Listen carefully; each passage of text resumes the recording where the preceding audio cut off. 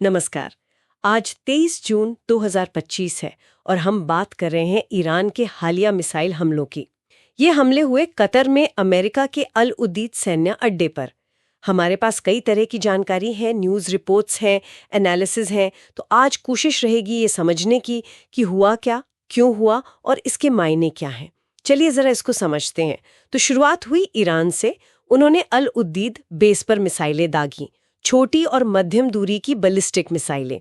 ये इलाका अमेरिका के लिए मतलब एक बड़ा कमांड सेंटर है वहाँ। हाँ बिल्कुल। और सबसे अहम बात या कहिए चौंकाने वाली बात ये रही कि खबरों के मुताबिक कतर को पहले ही बता दिया गया था।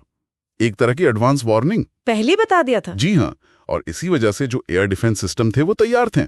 नतीजा ये हुआ कि सारी मिसाइलें रोक दी गई हवा में ही, और किसी अमेरिकी सैनिक को कोई नुकसान नहीं हुआ, मतलब जानी नुकसान टल गया। अच्छा, ये तो बड़ी बात है। और ईरान ने इस ऑपरेशन को एक नाम भी दिया है, operation glad tidings of victory, मतलब जीत की खुशखबरी। हाँ, ये नाम और ये पहले से इत्तला देना, क्या ये दिखाता है कि मकसद शायद टकराव बढ़ाना नहीं था, बल्कि एक सोचा समझा प्रतीकात्मक किस्म का जवाब? लगता तो बिल्कुल यही है। बल्कि आप देखिए, अमेरिकी राष्ट्रपति ट्रंप का जो बयान आया, उन्होंने भी हमले को बहुत कमजोर कहा और इस बात का जिक्र किया कि ईरान ने जल्दी सूचना दे दी थी। हाँ, उन्होंने ये भी कहा कि 14 में से 13 मिसाइलें गिरा दी गईं। सही। तो ये सब मिलाकर देखें तो ऐसा लगता है कि ये एक नपी तुली कार्रवाई थी, एक मैसेज देने की कोशिश। लेकिन फिर सवाल उठता है कि ईरान ने ये कदम उठाया ही क्यों? मतलब इसके पीछे क्या था, इसकी वजह? हाँ, ये समझना बहुत जरूरी है, क्योंकि ये हमला अचानक नहीं हुआ। ये असल में एक सीधी जवाबी कार्रवाई थी। ठीक एक दिन पहले यानी 22 जून को अमेरिका ने एक ऑपरेशन किया था, operation midnight hammer. Operation midnight hammer? हाँ, इसके तहत अमेरिका ने ईरान के 3 अहम परमाणु ठिकानों पर हवाई हमले किए थे, नतांज, फोर्डो और इस्फहान। ओह! तो ईरान का ये जो मिसाइल हमला है, ये उसी अमेरिकी कार्रवाई का सीधा जवाब था। अच्छा, तो ये अमेरिका की ऑपरेशन मिडनाइट हैमर का सीधा नतीजा था। और ये अमेरिकी हमला क्यों हुए थे? क्या ये पहली बार था? ये हमले दरअसल मध्य जून में ईरान और इजराइल के बीच जो संघर्ष शुरू हुआ था, जी, उसके बाद से ये अमेरिका का पहला बड़ा मिलिट्री एक्शन था ईरान के खिलाफ। समझी। तो जाहिर है इस सबसे टेंशन तो बहुत बढ़ गई होगी। बहुत ज्यादा।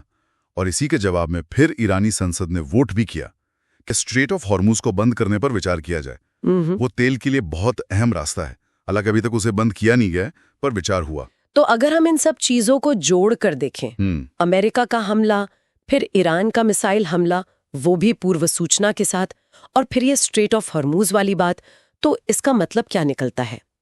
क्या ये कि ईरान ताकत दिखाना चाहता था पर शायद जंग नहीं, ऐसा कुछ? हाँ, बिल्कुल सही समझ रही हैं आप। यही इसमें सबसे दिलचस्प बात है कि ईरान का रिएक्शन कितना कंट्रोल था, कितना नपा तुला।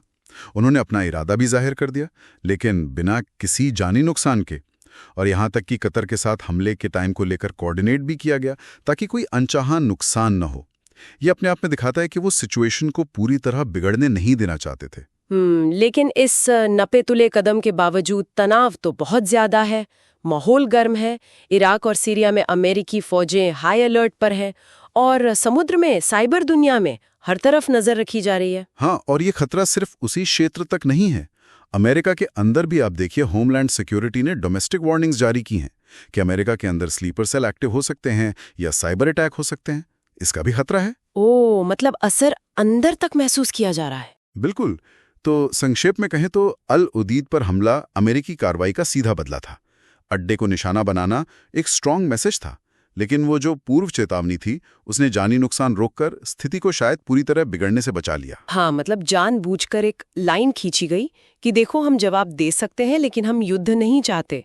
ताकत भी दिखा दी और पूरी तरह से जंग से बचा भी गया। सही कहा आपने। ये एक तरह का टैक्टिकल कंट्रोल या कहिए सामरिक संयम दिखाता है कि ईरान का मकसद शायद अभी के लिए पूरी जंग छेड़े बिना दबाव बनाना था, अपनी ताकत का एहसास कराना था। तो आज हमने ईरान के अल उदीद एयरबेस पर हुए हमले को देखा, उसके पीछे के कारण यानी अमेरिका का ऑपरेशन मिडनाइट हैमर, उसको समझा, और इस पूरे घटनाक्रम का इलाके पर क्या असर पड़ रहा है, इस पर बात की।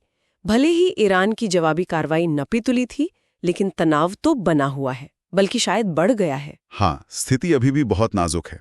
आगे कुछ भी हो सकता है। माहौल अभी ठंडा नहीं हुआ है। और ये हमें सोचने पर मजबूर करता है कि ठीक है, ये हमला तो प्रतीकात्मक रहा, लेकिन हमारे सूत्र ये बता रहे हैं कि आगे और प्रतीकात्मक हमले या शायद साइबर हमलों का खतरा वो कम नहीं हुआ है, वो शायद बढ़ गया है। तो भविष्य में खासकर वो जो दिखाई नहीं देता, यानी साइबर दुनिया, उसमें इस तरह का तनाव कैसे सामने आ सकता है, ये एक अहम सवाल है जिस पे सोचने की जरूरत है।